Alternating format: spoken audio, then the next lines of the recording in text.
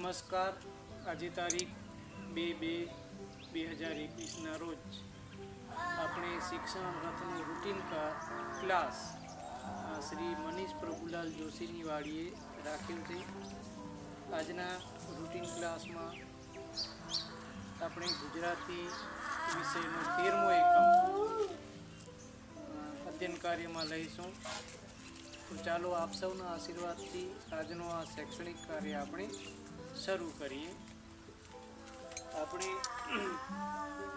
13મો પાઠ ભારત રત્ન ડૉક્ટર આંબેડકર એ જોવાનો છે, સમજવાનો છે અને પછી એના પ્રશ્નોની ચર્ચા કરવાની. બરાબર. તો સૌથી પહેલાં આપણે એ પાઠનું એનિમેશન જોઈ લઈએ.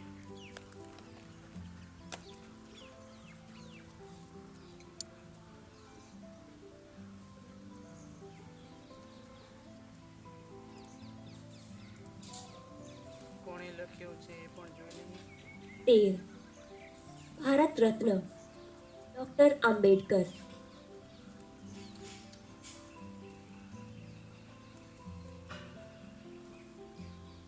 બાળ દોસ્તો, હવે આપણે લેખિકાના જીવન વિશે પરિચય મેળવીએ. ભારત રત્ન ડૉક્ટર આંબેડકર એ એકમ દલિતો, પીડિતો અને સ્ત્રી ઉન્નતિ માટે જીવન સમર્પિત કરનાર ડૉક્ટર ભીમરાવ આંબેડકરના જીવન ચરિત્રનું આલેખન કરતો પાઠ છે, જેના લેખિકા છે શ્રી ડૉક્ટર હાસ્યદા પંડ્યા. તેમનો જન્મ 21મી જુલાઈ 1963ના રોજ અમદાવાદમાં થયો હતો. તેઓ વડોદરા જિલ્લાના મૂળ વતની હતા. લેખિકા શ્રી ડૉક્ટર હાસ્યદા પંડ્યા વાર્તાકાર, કવિયત્રી, વિવેચક, નિબંધકાર અને સંપાદક તરીકે જાણીતા છે. શ્વેત પીંછાનો દેશવટો, ઉધઈ,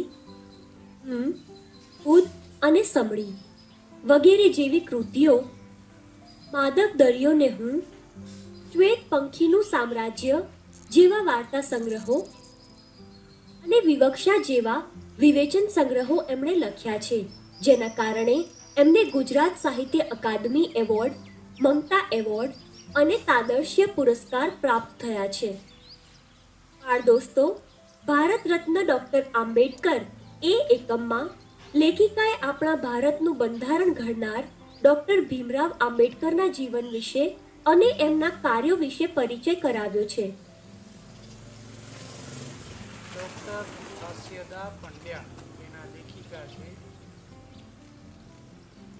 અને આપણા ભારત દેશનું બંધારણ ઘડનાર ડૉક્ટર ભીમરાવ આંબેડકર વિશે એમણે આ પાઠમાં લખ્યું છે. આપણા ભારત દેશનું બંધારણ કોણે ઘડ્યો છે એ પ્રશ્ન તમને કોઈ આવીને પૂછે એનો જવાબ શું આપશો?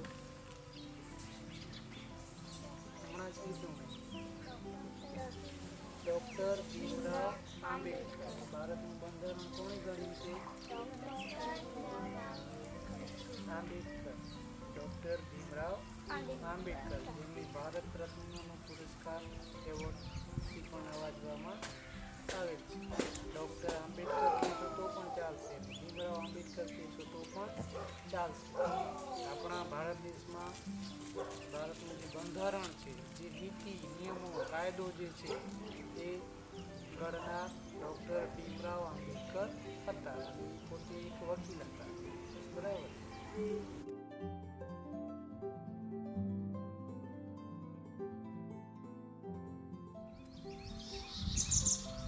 ચાલો પાઠને સમજીએ. દોસ્તો, હવે આપણે પાઠને સમજીએ. બાળ દોસ્તો, કેમ છો? મજામાં છો? જો આ છે ભારત તમે મને રત્ન ઓળખો એવોર્ડ. છો? હું ભારત રત્ન એવોર્ડ છું. ભારતનો આપણા દેશ અને સમાજ માટે જે વ્યક્તિ ખાસ મહત્વના સેવા કાર્યો કરે છે, એ વ્યક્તિને ભારત સરકાર ભારત રત્ન એવોર્ડ આપીને સન્માનિત કરે છે. કોણ આપે છે? ભારત સરકાર આપે છે ભારત રત્ન એવોર્ડ. એની ડિઝાઇન આવી હોય છે. જો આ ભારત રત્ન ભારત રત્ન એવોર્ડ એ ભારતનો સૌથી સર્વોચ્ચ એવોર્ડ છે જે ભારત સરકાર આપે છે. બરાબર?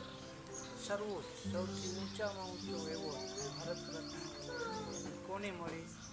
તો જે વ્યક્તિઓએ સામાજિક દેશ માટે અને સમાજ માટે સારામાં સારું કામ કર્યું હોય એમને આ ભારત રત્ન એવોર્ડ આપવામાં આવે છે. બાબા સાહેબ આંબેડકર મૃત્યુ પામ્યો 1956માં, પણ એમને 1990માં ભારત રત્ન એવોર્ડ આપવામાં આવ્યો. મરણોત્તર મૃત્યુ થયું એના પછી ભારત સરકારે એમને એમના પરિવારને ભારત રત્ન એવોર્ડથી નવાજ્યો. આગળ જોઈએ. અરે બાળ દોસ્તો, ભારત રત્ન એવોર્ડ એ ભારતનું સૌથી મોટું સન્માન ધરાવતો પુરસ્કાર છે અને આ એવોર્ડ આપણા દેશની કેટલીય મહાન વ્યક્તિઓને આપવામાં આવ્યો છે. આવી મહાન વ્યક્તિઓમાં એક છે ડોક્ટર બાબા સાહેબ ભીમરાવ આંબેડકર. તેમને ભારત માતાના સાચા રત્ન ગણીને મરણોત્તર ભારત રત્ન એવોર્ડથી સન્માનિત કરવામાં આવ્યા હતા. તો ચાલો તૈયાર થઈ જાઓ. આજે હું તમને એમના જીવન વિશે ઘણી બધી વાતો કહીશ. આશરે 100-125 વર્ષ પહેલાની આ ઘટના છે. 6 વર્ષની કુમળી વયના એક બાળકે પોતાની માતા ગુમાવી છે. એના પિતા રામજીભાઈ લશ્કરી શાળામાં શિક્ષક છે. માત્ર 100-125 વર્ષ પહેલાની વાત, જ્યારે આંબેડકર પોતે પણ 6 વર્ષના હતા, તમારાથી પણ નાના હતા, અને અત્યારે 13 વર્ષના છે, 6 વર્ષના હતા ત્યારે એમના માતાનું નામ હતું ભીમાબાઈ. શું હતું? ભીમાબાઈ. આગળ આવશે. એ મૃત્યુ પામ્યા હતા અને એમના જે પપ્પા છે પિતાજી રામજીભાઈ એ લશ્કરી શાળામાં શિક્ષક છે. બરાબર? માતાનું નામ ભીમાબાઈ, પિતાનું નામ રામજીભાઈ. પુત્રના વાંકડિયા વાળમાં પિતા હાથ પસવારી રહ્યા છે. ચારેય દિશાઓમાં એમને જાણે કે અંધકાર દેખાઈ રહ્યો છે. મારા આ સૌથી નાના દીકરાનું શું થશે? હું એને સંભાળી શકીશ? એની માતાનું સ્થાન લઈ શકીશ? થોડી વારમાં જ એમણે મક્કમ નિર્ધાર કરી લીધો. નાનકડા ભીમરાવને હું ભણાવી ગણાવીને સારો નાગરિક બનાવીશ. ત્યારે જ એની માતાને સાચી અંજલિ મળશે. પિતાએ પુત્રને હૈયા સરસો ચાંપી દીધો. 6 વર્ષનો એ બાળક તે બીજું કોઈ નહીં, આપણા દેશના બંધારણના ઘડવૈયા ડોક્ટર બાબા સાહેબ આંબેડકર. એમનું મૂળ નામ ભીમરાવ. માત્ર 6 વર્ષની ઉંમરે એમની માતા ભીમાબાઈનું અવસાન થયું. દલિતો અને પીડિતો માટે જીવન સમર્પિત કરનારા ડોક્ટર ભીમરાવ આંબેડકરનો જન્મ મધ્યપ્રદેશ રાજ્યના મહુ ગામમાં 14મી એપ્રિલ 1891માં થયેલો. જો ક્યારે જન્મ થયેલો હતો એ પણ યાદ રાખી લેજો. ક્યાં થયો હતો? મધ્યપ્રદેશનો કયું ગામ? મહુ ગામ. અને ક્યારે થયો હતો? 14મી એપ્રિલ 1891. મધ્યપ્રદેશના મહુ ગામે 14મી એપ્રિલ 1891ના ભારત રત્ન ડોક્ટર બાબા સાહેબ આંબેડકરનો જન્મ થયો હતો. 1891માં થયેલો. ભીમરાવ રંગે ઘઉંવર્ણા હતા. એમનું કપાળ વિશાળ હતું. વાળ તો એવા વાંકડિયા કે જોનારની આંખ ઠરે. એ તો મોટા થઈ ગયા ને ત્યારનો ફોટો છે. જ્યારે યુવાન હતા ને ત્યારે વાળ વાંકડિયા હતા. જોજો યુવાનીનો તમને ફોટો બતાવશે. ભણે છે લંડન જઈ ત્યારે મોટા થાય ત્યારે તો વાળ ઓછા થઈ જાય અને ઓછા થઈ ગયા ચાલ પડી ગયા. નાક ટચુકડું પણ આંખો પાણીદાર. પરિવારમાં એ સૌથી નાના એટલે મા બાપના લાડકોડ સારી પેઠે પામ્યા. પરંતુ દુર્ભાગ્યે માતાનું સુખ વહેલું છીનવાઈ ગયું. એ જમાનામાં સમાજમાં જ્ઞાતિ પ્રથાનું દૂષણ જોરમાં, ઊંચ નીચના ભેદભાવ પાર વિનાના. ભીમરાવને પણ ઘણું સહન કરવાનું આવ્યું. જો જ્ઞાતિ પ્રથાનું દૂષણ જોરમાં ઊંચ નીચના ભેદભાવ ઘણા એને શું કહેવાતું જ્ઞાતિ પ્રથાનું દૂષણ. બરાબર. અને એ ત્યારે ભીમરાવને પણ ઘણું સહન કરવાનું એ સમય આવ્યું. ભણવામાં તેજસ્વી એવા ભીમરાવને આ અપમાનથી ખૂબ જ લાગી આવતું. એ સમયે આવડત નહોતી જોવાતી, જ્ઞાતિ જોવામાં આવતી હતી. એ વાત એને ભારે કટતી હતી. પોતે મોટો થઈને આ અન્યાયનો વિરોધ કરશે એવો સંકલ્પ કરેલો. રત્ન તે કંઈ ઢાંક્યું રહે? ભીમરાવની પ્રતિભાથી પોરસાયેલા વડોદરાના મહારાજા સયાજીરાવ ગાયકવાડે એને ઉચ્ચ અભ્યાસ માટે શિષ્યવૃત્તિ આપી. કોણે પછી તો વડોદરાના મહારાજા સયાજીરાવ ગાયકવાડે એને ઉચ્ચ અભ્યાસ માટે શિષ્યવૃત્તિ આપી. આગળ ભણવા માટે શિષ્યવૃત્તિ આપી. શિષ્યવૃત્તિ આપી એટલે રૂપિયા આપે ભણવા માટે, પૈસા આપે. તમને પણ મળે છે ને દર વર્ષે. જાણે ભીમરાવના પગે પાંખો જ ફૂટી. સ્નાતક થયા પછી ભીમરાવને વધુ અભ્યાસ માટે વિદેશ જવાની તક પણ સાંપડી. જો સ્નાતક થયા પછી, સ્નાતક એટલે કોલેજ પૂરું કરે ત્યારે, બરાબર. કોલેજ પૂરું કરી લે એટલે સ્નાતક થયા એમ કહેવાય. કોલેજના 3 વર્ષ પૂરા કરો તમે એટલે સ્નાતક થયા એમ કહેવાય. 12મા પાછળ 3 વર્ષ, 11મું 12મું, 12મા પાછળ 3 વર્ષ કોલેજમાં. પહેલું વર્ષ, બીજું વર્ષ અને ત્રીજો વર્ષ. 3 વર્ષ પૂરા થાય એટલે તમારી કોલેજ પૂરી થઈ, તમે સ્નાતક થયા એમ કહેવાઓ, જો પાસ થાવ તો.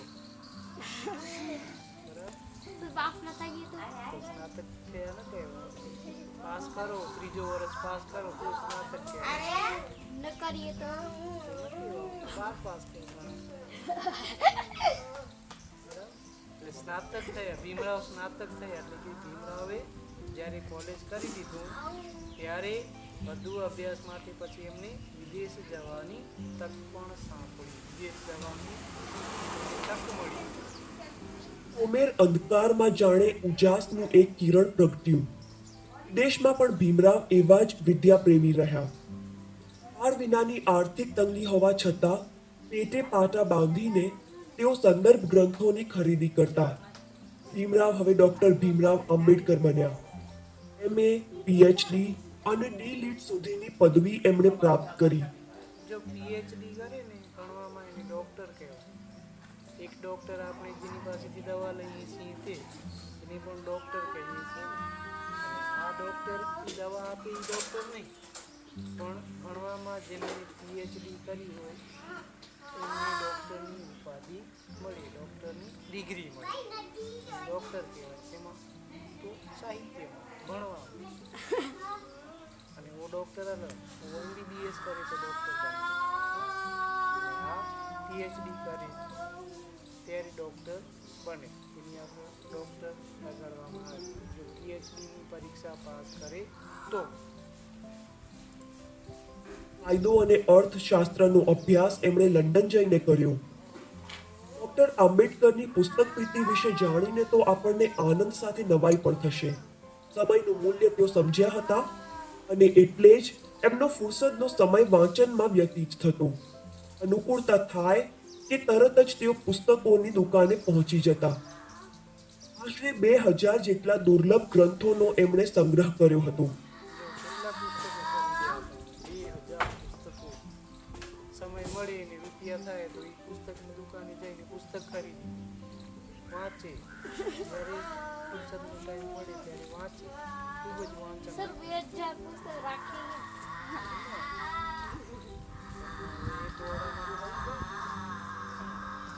આપણી સ્કૂલમાં આપણી કબાટમાં રાખ્યા છે કેટલા પુસ્તકો? 1500 પુસ્તકો. કેટલા? 1200 થી 1500 પુસ્તકો છે. નાના વિશાળની લાઇબ્રેરી. આટલા બધા આવી ગયા તો ના 1500 થી 1200 થી 1500 પુસ્તકો આપી સ્કૂલમાં. એમણે તો વાંચવાનો ખૂબ જ શોખ હતો. એટલે જ્યારે પણ જોઈએ નવું પુસ્તક ખરીદી એવા 2000 દુર્લભ પુસ્તકો. જલ્દી ન મળે એવા પુસ્તકો એમણે વસાવ્યા હતા. એનું વાંચન પણ કર્યું હતું. બુક વેચીને પુસ્તક ખરીદનાર વ્યક્તિ મહાન કાયદાશાસ્ત્રી ન બને તો જ નવાય. ડોક્ટર બાબા સાહેબ તો એવા પુસ્તક પ્રેમી કે દુર્લભ પુસ્તક મેળવવા વહેલી સવારે માઇલો લગી ચાલીને વાંચનાલયે જાય. મોડે સુધી વાંચનાલયમાં બેસીને વાંચ્યા કરે. ત્યાંથી પાછા આવીને પાછું વાંચવાનું. છે ને નવાઈ ભરી વાત. વાંચનાલય લાઇબ્રેરી આપણે માંડવીમાં પણ છે, નગરપાલિકા દ્વારા સંચાલિત લાઇબ્રેરી છે. ત્યાં માણસો દરરોજ સવારે છાપા વાંચવા જાય, પુસ્તકો વાંચવા જાય. એમ આંબેડકર પણ માઇલો સુધી ચાલી, એટલે કે ખૂબ જ આપણે એક માઇલમાં કેટલા કિલોમીટર આવે ખબર છે? આપણે કિલોમીટરની ગણતરી કરીએ છીએ, પહેલાં માઇલની ગણતરી કરીએ. તો આ માંડવી જવું હોય તો કેટલા કિલોમીટર હાલી અહીંયાથી આપણે જવું પડે? 5 નહીં, વધારે. મસ્કા 7 કિલોમીટર થાય, 7.5 કિલોમીટર. સ્કૂલથી મારા ઘર 7.5 કિલોમીટર થાય, બીજા 2 કિલોમીટર એટલે 9.5 કિલોમીટર થાય. લાઇબ્રેરી જાઓ તો બીજો 1 કિલોમીટર અંદર જવું પડે, 10 કિલોમીટર જેવું ચાલીને વાંચવા જાય. વળી પાછા ઘરે આવે, વળી પાછા આવીને વાંચવા બેસી જાય. 20 કિલોમીટર સર, 20 કિલોમીટર એમ સર તારી એની કહાની ચાલી શકે? હા, પહેલા તો હતું નહીં. સંઘર્ષો વેઠીને આટલું ઊંચા દરજ્જાનું શિક્ષણ મેળવ્યા પછી ડોક્ટર ભીમરાવને નોકરી તો મળી, પરંતુ એ વખતના આપણા સામાજિક દૂષણ, અસ્પૃશ્યતાનો પણ કડવો અનુભવ થયો. એ એટલે સુધી કે એમની જ ઓફિસનો પટાવાળો પણ એમની સાથે ગેરવર્તાવ કરતો હતો. ડોક્ટર આંબેડકરને થતું કે પોતે ભણી ગણીને સારી જગ્યાએ નોકરી કરે છે, છતાં જો આ રીતે અપમાનિત થવું પડતું હોય તો પછી મારા અભણ અને આર્થિક રીતે નબળા જ્ઞાતિબંધુઓની સ્થિતિની તો વાત જ શી કરવી. આ તો સામાજિક અન્યાય કહેવાય. માનવ માત્ર સમાન છે, કોઈ ઊંચું કે નીચું નથી. પછી આવું કેમ? તેમણે મૂકનાયક નામનું એક પાક્ષિક શરૂ કર્યું. જો મૂકનાયક નામનું પાક્ષિક એટલે શું? જે 15 દિવસે છાપવું આવે ને એટલે પાક્ષિક કહેવાય. 15 દિવસે છપાય. કચ્છ મિત્ર કેમ રોજ છપાય છે તો એની દૈનિક કહેવાય. કચ્છ મિત્ર, દિવ્ય ભાસ્કર છાપા આવે છે, સંદેશ રોજ આવે તો એને દૈનિક કહેવાય. પછી અઠવાડિયામાં આવે તો એને સાપ્તાહિક કહેવાય. અને 15 દિવસે જે છપાય, મહિનામાં 2 વખત છપાય, 15 દિવસે એને પાક્ષિક કહેવાય. શું કહેવાય? પાક્ષિક. તો મૂકનાયક નામનો પાક્ષિક આંબેડકરે શરૂ કર્યો. દર 15 દિવસે છાપવું બારે. માનવ માત્ર સમાન છે, કોઈ ઊંચું કે નીચું નથી. પછી આવું કેમ? તેમણે મૂકનાયક નામનું એક પાક્ષિક શરૂ કર્યું. મૂકનાયક યાદ રાખજો. માત્ર લેખ કે પુસ્તકો લખીને તેઓ અટકી ન ગયા, કર્મશીલ પણ બન્યા. 20મી જુલાઈ 1924ના રોજ એમણે બહિષ્કૃત હિતકારિણી સભા નામની સંસ્થાની સ્થાપના કરી. જો એક સંસ્થા પણ સ્થાપી એમણે. આપણે કેમ બાળાસારામ કન્યા છાત્રાલય સંસ્થાઓ છે ને, એ રીતે સંસ્થા પણ એમણે શરૂ કરી. સંસ્થાનું નામ શું હતું? બહિષ્કૃત હિતકારિણી સભા. 15 દિવસે પ્રકટ થાય એ. અહીંયા જે સંસ્થા છે એ નામ છે સંસ્થાનું બહિષ્કૃત હિતકારિણી સભા નામની સંસ્થા એમણે 1924માં 20 જુલાઈ 1924માં એમણે શરૂ કરી હતી. આ સંસ્થા દ્વારા સામાજિક ઉત્થાનની અનેક પ્રવૃત્તિઓ થવા લાગી. છાત્રાલયો, વાંચનાલયો, શૈક્ષણિક વર્ગો અને સ્વાધ્યાય મંડળો પણ ખોલવામાં આવ્યા. સાથે સાથે પ્રજાની આર્થિક સ્થિતિ સુધારવાના આશયથી ઔદ્યોગિક અને કૃષિ વિષયક શાળાઓ આ સંસ્થા ચલાવવા લાગી. શિક્ષણ વગર સમાજનો ઉત્કર્ષ શક્ય જ નથી. એ સત્ય ડોક્ટર આંબેડકર સમજી ગયા હતા. સમાજની કેટલીક જ્ઞાતિઓની જેમ જ સ્ત્રીઓની સ્થિતિ પણ દયનીય હતી. ડોક્ટર બાબા સાહેબનું હૃદય આ જોઈને પીગળી જતું. સ્ત્રીઓ માટેના સમાજના કાયદા એટલા તો નિર્મમ અને આપખુદ હતા કે ન પૂછો વાત. ડોક્ટર બાબા સાહેબ આંબેડકરે સ્ત્રીઓને પણ શિક્ષણ પ્રત્યે અભિમુખ કરી બાળ લગ્નનો વિરોધ કર્યો, વિધવા વિવાહનું સમર્થન કર્યું. જો એ જમાનામાં સ્ત્રીઓ માટે પણ ખૂબ જ ખરાબ બાળ લગ્ન કરી નાખે. તમારી જે ઉંમર હોય એ પરણાય બાળ લગ્ન બાબા સાહેબે એનો વિરોધ કર્યો. બાળ લગ્ન વિરોધી કાયદો કાઢ્યો. એવી રીતે સ્ત્રીઓને ભણવાનો પણ અધિકાર નથી. છોકરીઓ ભણીને ભણાવવામાં નતા મોકલવા. ખરાબ કાયદા હતા. બધા ખરાબ કાયદા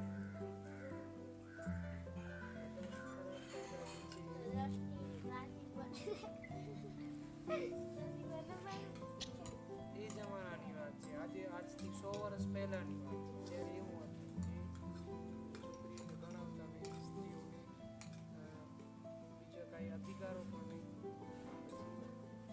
બાબા સાહેબે બધામાં સુધારો કર્યો.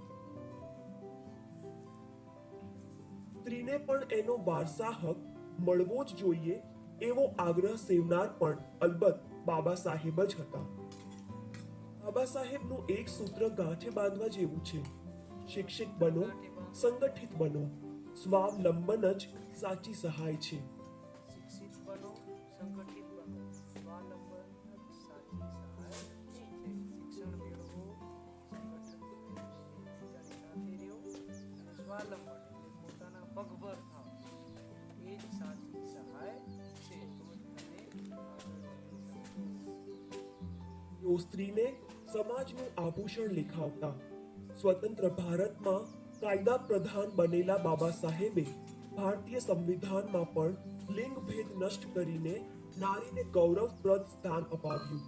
સ્ત્રીને શિક્ષણ મેળવવાનો, સત્તા સ્થાને પહોંચવાનો, વિવાહ વિચ્છેદનો, પિતાની મિલકતમાં ભાગ મેળવવાનો અને પુનઃ લગ્નનો અધિકાર પણ અપાવ્યો. કાયદાઓની સાથે સાથે બાબા સાહેબે સ્ત્રી શિક્ષણને ઉત્તેજન મળે એવી શુભ નિષ્ઠાથી પ્રેરાઈને વિદ્યાર્થીઓને ફીમાં છૂટ અપાવી, છાત્રાલયો બાંધવા માટે વિનામૂલ્યે જગ્યા અપાવી, નિધિ એકત્ર કરીને ભોજનની વ્યવસ્થા પણ કરાવી.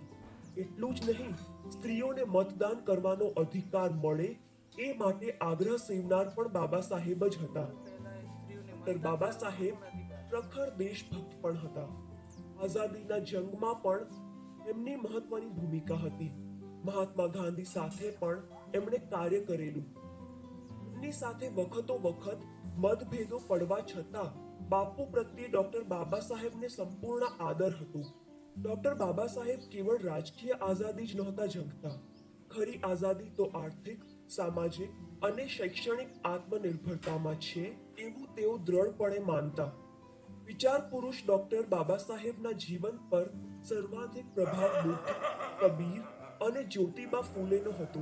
બંધારણના ઘડવૈયા ડોક્ટર બાબા સાહેબે મૂકનાયક ઉપરાંત બહિષ્કૃત ભારત, જનતા, પ્રબુદ્ધ ભારત જેવા સમાચાર પત્રો પણ ચલાવ્યા. લોકનાયક સિવાયના પણ સમાચાર પત્રો એમણે પછી શરૂ કર્યા. લોકનાયક, પ્રબુદ્ધ ભારત, પછી બહિષ્કૃત ભારત, જે લખેલા છે. લોકનાયક ઉપરાંત બહિષ્કૃત ભારત, જનતા, જનતા પ્રબુદ્ધ ભારત, પ્રબુદ્ધ ભારત જેવા સમાચાર પત્રો પણ ચલાવ્યા હતા. પછી વર્તમાનપત્રો ચાલુ કર્યા હતા. સાહેબે મૂકનાયક ઉપરાંત બહિષ્કૃત ભારત, જનતા, પ્રબુદ્ધ ભારત જેવા સમાચાર પત્રો પણ ચલાવ્યા. પોતાના વિચારો એમણે કેટલાક અંગ્રેજી પુસ્તકોમાં પણ પ્રગટ કર્યા છે, જેમાં ધ પ્રોબ્લેમ ઓફ રૂપી અને બુથ એન્ડ હિઝ ધમ મુખ્ય છે.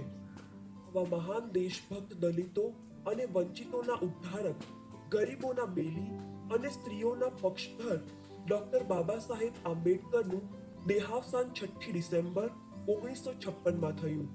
પરંતુ પોતાના મહાન વિચારોથી તેઓ આજે પણ આપણી સાથે છે. ભારત માતાના આ સાચા રત્નને ઈસવીસન 1990માં આપણા દેશે મરણોત્તર ભારત રત્નના ઇલ્કાબથી નવાજવામાં આવ્યા. ભારત રત્ન અને બંધારણના ઘડવૈયાને ડોક્ટર ભીમરાવ આંબેડકરને હૃદયપૂર્વક વંદન. ચાલો શબ્દ સમજૂતી. પોરસાયેલા શું લખેલું છે? પોરસાયેલા એટલે પ્રસન્ન થયેલા, રાજી થયેલા અથવા તો પ્રસન્ન થયેલા. અદમ્ય અદમ્ય શું લખેલું છે? અદમ્ય દાબી ન શકાય તેવું દાબી ન શકાય તેવું. દાબી છે, દામી નથી. પ્રભુભાઈ શું છે? દાબી ન શકાય તેવું.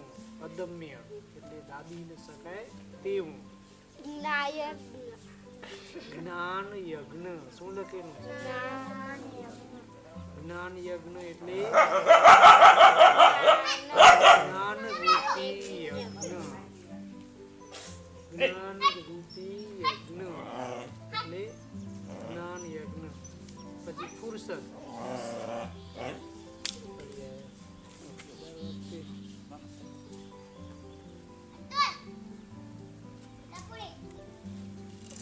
ચાલો ફુરસદ. ફુરસદ એટલે વધારાનો સમય, નવરાશ. ફુરસદનો સમય એટલે વધારાનો સમય. બરાબર? ફુરસદનો સમય એટલે શું? વધારાનો સમય અથવા અથવા આપણે જ્યારે નવરાશ હોય ત્યારે, નવરા હોય આપણે ત્યારની વાત છે. દુર્લભ શું લખેલું છે? દુર્લભ શું થશે? સહેલાઈથી ન મળે તેવું. દુર્લભ નો મતલબ થશે સહેલાઈથી ન મળે તેવું એટલે દુર્લભ. પાક્ષિક. પ ક્યાં છે? અરે જોઈને વાંચો બરાબર. પાક્ષિક એટલે દર પખવાડિયે પ્રકાશિત થતું સામયિક. દર પખવાડિયું. પખવાડિયું એટલે 15 દિવસ. મેં તમને આગળ કીધું. બરાબર. પછી ઉન્નતિ શું છે? ઉન્નતિ એટલે પ્રગતિ અથવા વિકાસ. આભૂષણ આનો મતલબ તો બધાને આવડશે. શું છે? ઘરેણું. ઘરેણું સ્ત્રીઓ પહેરે ને કાનમાં ને નાકમાં ને ગળામાં ને હાથમાં. આભૂષણો કહેવાય. હાર ને પાટલા ને બધા. નિધિ. નિધિ એટલે ફાળો અથવા રકમ અથવા ખજાનો. ફાળો ભેગો કરી અને એમણે સંસ્થા ચાલુ કરી હતી, પછી હોસ્ટેલ ચાલુ કરી હતી. ખબર છે? બધા માટે જમવાની વ્યવસ્થા કરી હતી. એના માટે ફાળો તો ખપે ને, રૂપિયા તો ખપે ને. રૂપિયા વગર કેમ થાય? ન થાય. તો નિધિ એટલે ફાળો. પછી પરિનિર્વાણ. પરિનિર્વાણ એટલે અવસાન. અને ઇલકાબ. ઇલકાબ એટલે માન બતાવવા સરકાર તરફથી અપાતું સન્માન અથવા ચંદ્ર. કયો ચંદ્રક મળ્યો હતો? કયો સન્માન મળ્યો હતો બાબા સાહેબ આંબેડકરને?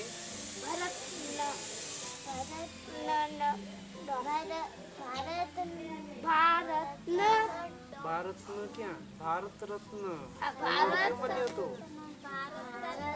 ભારત રત્ન. એવોર્ડ નું નામ શું? ભારત રત્ન. કયું સન્માન મળ્યું હતું? તો ભારત રત્ન નું સન્માન મળ્યું. પછી આપણા પાઠનું નામ એના ઉપરથી પડ્યું ભારત રત્ન ડોક્ટર આંબેડકર. ભારત રત્નનો એવોર્ડ, ભારત રત્નનું સન્માન મળ્યું એટલે એમની ભારત રત્ન આગળ ઉમેરી. આપણે ન ઉમેરી શકીએ ભારત રત્ન દીપક સાહેબ, એમને કહી શકીએ. આપણે કહી શકીએ ભારત રત્ન હરેશ, ભારત રત્ન પ્રાચી, એમને કહી શકીએ. શું કામ કે આપણને ભારત રત્નનો એવોર્ડ મળ્યો નથી, પણ આંબેડકરને મળ્યો હતો એટલે એમને કહેવાય છે. મરણોત્તર એટલે મૃત્યુ પછી છે ગુરુ મંત્ર. ગુરુ મંત્ર એટલે ગુરુ દ્વારા અપાતો મંત્ર. રૂઢિપ્રયોગ જોઈએ હવે આમાં રૂઢિપ્રયોગ કેટલા છે. પગે પાંખો ફૂટવી, તેનો અર્થ થશે ખૂબ જ ઉત્સાહમાં આવી જવું. ફરીથી પગે પાંખો ફૂટવી, ખૂબ જ ઉત્સાહમાં આવી જવું. પેટે પાટા બાંધવા, તો એનો અર્થ થશે ખૂબ જ દુઃખ વેઠવું. પેટે પાટા બાંધવા તો ખૂબ જ દુઃખ વેઠવું. ત્રીજો રૂઢિપ્રયોગ છે લોઢાના ચણા ચાવવા, તો અત્યંત મુશ્કેલ કામ કરવું. આકાશ પાતાળ એક કરવા, એનો અર્થ થશે ખૂબ જ મહેનત. આકાશ પાતાળ એક કરવા, ખૂબ જ મહેનત કરવી. આટલા રૂઢિપ્રયોગો છે.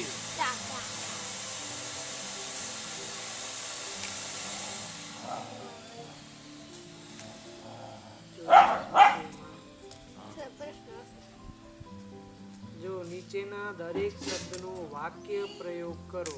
હલો, શબ્દ હું બોલીશ, વાક્ય તમારે બોલવાનું. બુદ્ધિમાન,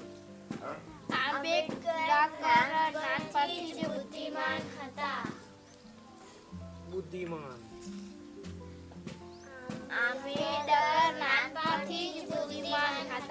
ગ્રંથ,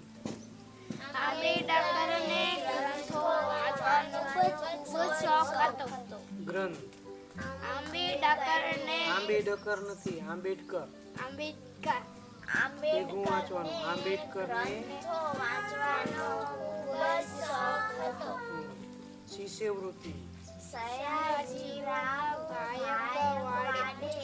અભ્યાસ માટે બાબા સાહેબ આંબેડકરને શિષ્યવૃત્તિ આપી હતી. ફરીથી શિષ્યવૃત્તિ.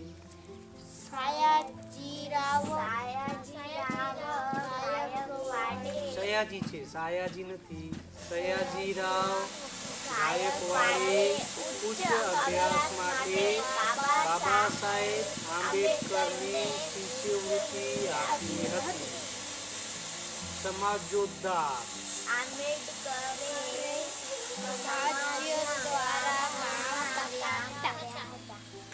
જો શબ્દ છે સમાજોદ્ધાર, ઉદ્ધાર નો ઉ કાઢી નાખ્યો છે. સમાજ વત્તા ઉદ્ધાર, સમાજનો ઉદ્ધાર કરનાર. સમાજોદ્ધાર એટલે સમાજનો ઉદ્ધાર કરનાર. આંબેડકરે સમાજોદ્ધારનું કામ કર્યું હતું અથવા તો કર્યા હતા. ભારત રત્ન, એવોર્ડ બાબા સાહેબ આંબેડકરને મળે છે. ફરીથી ભારત રત્ન, એવોર્ડ બાબા સાહેબ આંબેડકર છે. સમાજોદ્ધાર,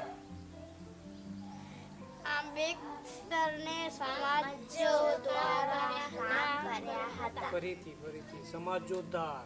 આંબેડકરે સમાજો દ્વારા કામ કર્યા હતા. ના કોણ વાંચશે? આ સમાજોદ્ધાર ના નથી દેખાતું તો વાંચવાનું હોય ને, કોઈએ ન વાંચે. આંબેડકરે સમાજોદ્ધારના કામ કર્યા હતા. સમાજ ઉદ્ધારના કામ કર્યા હતા એનો મતલબ એમ છે. નીચેના દરેક રૂઢિપ્રયોગનો અર્થ આપી વાક્ય પ્રયોગ કરો. પગે પાંખો ફૂટવી, ઉત્સાહમાં આવી જવું. પગે પાંખો ફૂટવી. ઉત્સાહમાં આવી જવું. વાક્ય મહારાજા સયાજીરાવ ગાયકવાડે ઉચ્ચ અભ્યાસ માટે શિષ્યવૃત્તિ આપતા હતા. જાણે ભીમરાવને પગે પાંખો ફૂટી. મહારાજા સયાજીરાવ ગાયકવાડે ઉચ્ચ અભ્યાસ માટે શિષ્યવૃત્તિ આપતા જાણે ભીમરાવના પગે પાંખો ફૂટી હતી અથવા તો પાંખો ફૂટી. બીજો છે પેટે પાટા બાંધવા. બોલો અર્થેનો.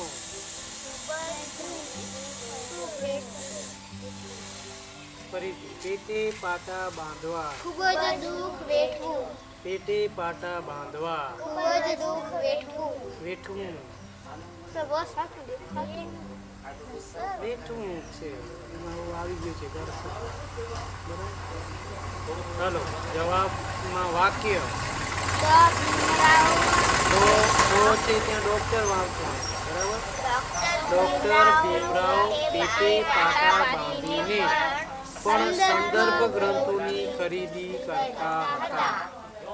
ડોક્ટર ભીમરાવ પેટે પાટા બાંધીને પણ સંદર્ભ ગ્રંથોની ખરીદી કરતા હતા. ચાલો 3 લોઢાના ચણા ચાવવા. અત્યંત મુશ્કેલ કામ કરવું. લોઢાના ચણા ચાવવા. અત્યંત મુશ્કેલ કામ કરવું. અત્યંત. બરાબર. અત્યંત છે, અત્યંત નથી. અત્યંત.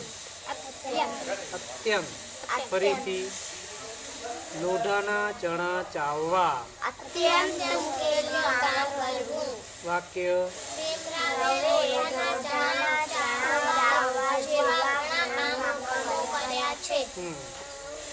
ચોથું છે આકાશ પાતાળ એક કરવા. ખૂબ જ મહેનત કરવી. આકાશ પાતાળ એક કરવા. ખૂબ જ મહેનત કરવી.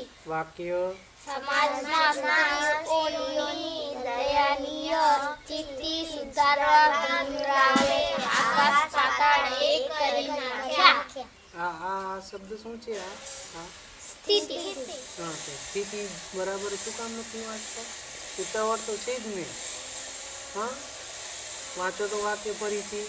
સમાજમાં સ્ત્રીઓની દયનીય સ્થિતિ સુધારવા ભીમરાવે આકાશ પાતાળ એક કરી નાખ્યા. આકાશ પાતાળ ને તો છે જ નહીં પ્રાચી. આકાશ પાતાળ એક કરી નાખ્યા. આકાશ પાતાળ ને એક કરી નાખ્યા ને છે જ નહીં. બરાબર.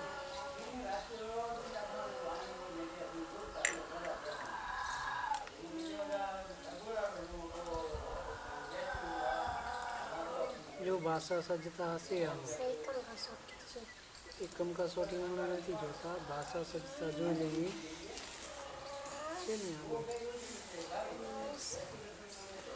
ભાષા સજ્જતા સમજી લઈએ. ભાષા સજ્જતા. બાળ દોસ્તો, આજે આપણે શબ્દ કઈ લિંગમાં છે એની ઓળખ વિશે જાણકારી મેળવીએ. આ સમજ બાળ દોસ્તો, તમને આવડે છે? શબ્દની લિંગ 3 પ્રકારે ઓળખી શકાય છે: સ્ત્રીલિંગ, પુલ્લિંગ અને નપુંસક લિંગ. સૌ પ્રથમ આપણે સ્ત્રીલિંગની ઓળખ વિશે જાણકારી મેળવીએ. હવે અહીં આપેલા શબ્દો ધ્યાનથી વાંચો અને સમજો. છોકરી, દાસી, રાણી, પુત્રી, ચકલી, વાંસળી, છત્રી. બાળ દોસ્તો, અહીં આપેલા શબ્દોમાં તમે જોશો કે શબ્દોને અંતે ઈ પ્રત્યય લાગેલો છે. એટલે કે જે શબ્દોની પાછળ મોટે ભાગે ઈ પ્રત્યય લાગેલો હોય તેવા શબ્દો સ્ત્રીલિંગ છે એમ કહેવાય. સ્ત્રીલિંગ તમને ખબર બરાબર. છેલ્લે ઈ પ્રત્યય લાગે.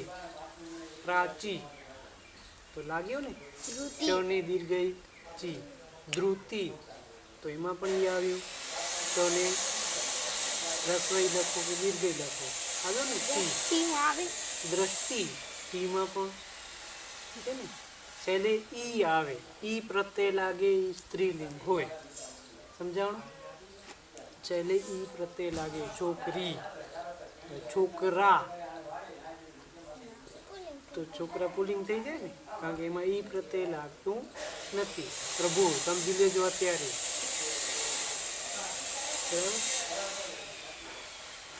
ઈ પ્રત્યય લાગશે એ સ્ત્રીલિંગ કહેવાશે હંમેશા. હાલો આગળ જોઈએ. બાળ દોસ્તો, હવે આપણે પુલ્લિંગની ઓળખ વિશે જાણકારી મેળવીએ. અહીં આપેલા શબ્દો ધ્યાનથી વાંચો અને સમજો. મોરલો, છોકરો, ઘોડો, વાંદરો, પંખો, ઘડો, ખાટલો. બાળ દોસ્તો, અહીં આપેલા શબ્દોમાં પણ તમે જોશો કે શબ્દોને અંતે ઓ પ્રત્યય લાગેલો છે. એટલે કે જે શબ્દોની પાછળ મોટે ભાગે ઓ પ્રત્યય લાગેલો હોય તેવા શબ્દો પુલ્લિંગ છે એમ કહેવાય. જો હવે આ પુલ્લિંગ છે મોરલો. મોરલાનું સ્ત્રીલિંગ બનાવવું હોય તો મુરલી. મોરલી, બરાબર. પછી છોકરો. છોકરો એનું સ્ત્રીલિંગ બનાવવું હોય તો છોકરી. આવ્યો ને ઈ. પછી ઘોડો. ઘોડાનું સ્ત્રીલિંગ બનાવવું હોય તો ઘોડી. ઘોડી. વાંદરો તો વાંદરી. વાંદરી. પછી પંખો. પંખી. મોટો હોય તો આપણે એની પંખો કહીએ, પણ ખબર નાની પંખી આવે છે કેમ કેમ આપણે એમાં. પછી ગળો તો ઘડી. આપણે છે ને લગ્નમાં ઘડી વપરાય છે, ખબર ને? ઘડી શણગારે. માટલી નાની હોય, માટલો નહીં પણ માટલી. માટલી એને ઘડી કહે. હા, પાણી ભરે. પછી એની પૂજામાં વપરાય છે. ખાટલો તો ખાટલી. મોટો હોય છે ને. તો આ સ્ત્રીલિંગ અને પુલ્લિંગ. હવે જોશું નપુંસક લિંગ શબ્દો. બાળ દોસ્તો, હવે આપણે નપુંસક લિંગની ઓળખ વિશે જાણકારી મેળવીએ. અહીં આપેલા શબ્દો ધ્યાનથી વાંચો અને સમજો. છોકરું, કૂતરું, આંગણું, બારણું, રમકડું.